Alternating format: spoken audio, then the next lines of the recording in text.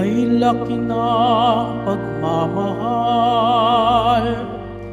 ng Diyos sa sanlibutan,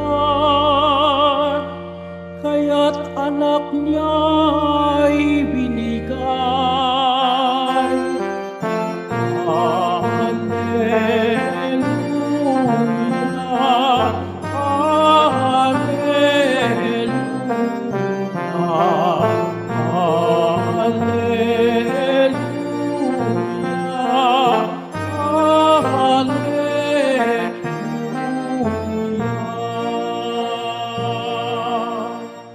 Sumainyo ang Panginoon. At sumaiyo rin. Ang mabuting balita ng Panginoon ayon kay San Marcos. Papuri sa iyo, Panginoon. Noong araw na iyon, habang nagtatakip silim na, sinabi ni Jesus sa kaniyang mga alagad, "Tumawid tayo sa ibayo." Kaya't iniwan nila ang mga tao at sumakay sa bangkang kinalululanan ni Jesus upang itawid siya. May kasabay pang ibang mga bangka. Dumating ang malakas na unos. Hinampas ng malaking alon ang bangka. Ano pat halos mapuno ito ng tubig. Si Jesus na may nakahilig sa unan na sa may hulihan ng bangka at natutulog. Ginising siya ng mga alagad. "Guro, anila, di po ba ninyo alintana? Lulubog na tayo." Bumangon si Jesus at iniutos sa hangin, "Tigil," at sinabi sa dagat, "Tumahimik ka." Tumigil ang hangin at tumahimik ang dagat. Pagkatapos, sinabi niya sa mga alagad, "Bakit kayo natatakot? Wala pa ba kayong pananalig?"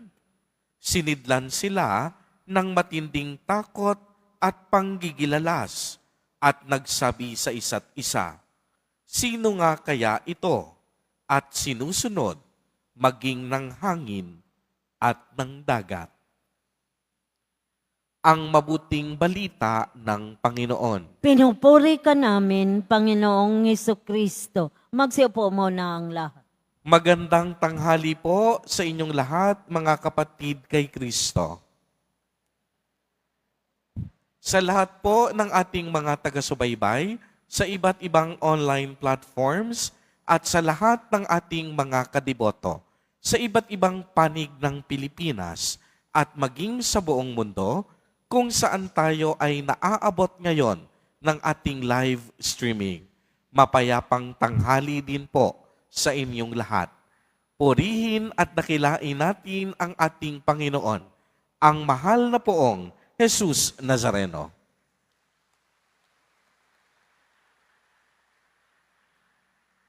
Mga kapatid kay Kristo at mga kadiboto, malugod po namin kayong tinatanggap sa Basilica Minor at Pambansang Dambana ni Jesus Nazareno. Dala ng matinding pagkatakot, walang nagawa ang mga apostol kung hindi ang mapasigaw, "Guro, lulubog na po tayo." Nakalimutan nila na kasama nila ang banal at makapangyarihang Panginoon. Nakalimutan ng mga apostol na kasama nila ang tunay na manunubos. Ano pat pagkagising ni Jesus Nazareno ay inutusan niyang agad na tumahimik ang hangin at dagat at sumunod ang mga ito. Pagdakay sinabi niya, "Napakaliit ng inyong pananalig." Laking gulat ng mga apostol, kaya't kanila ding napagtanto. Anong tao ito? Kahit ang hangin at ang dagat tumatalima sa Kanya. Mga kapatid kay Kristo at mga kadiboto, sino nga po sa atin ang hindi matatakot sa gitna ng matinding pagsubok at unos ng buhay?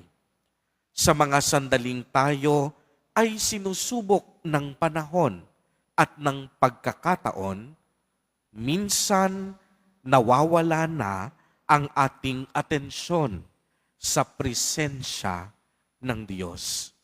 Minsan, sa matinding hamon ng buhay, nakatutok na tayo sa problema at hindi na tayo tumututok sa kapangyarihan ng Diyos. Sa araw na ito, inaanyayahan po tayong lahat ni Jesus Nazareno na hindi lang basta magtiwala, ngunit manalig sa Kanya. Hindi lang basta maniwala, kung hindi umasa ng lubos sa Kaniyang kapangyarihan.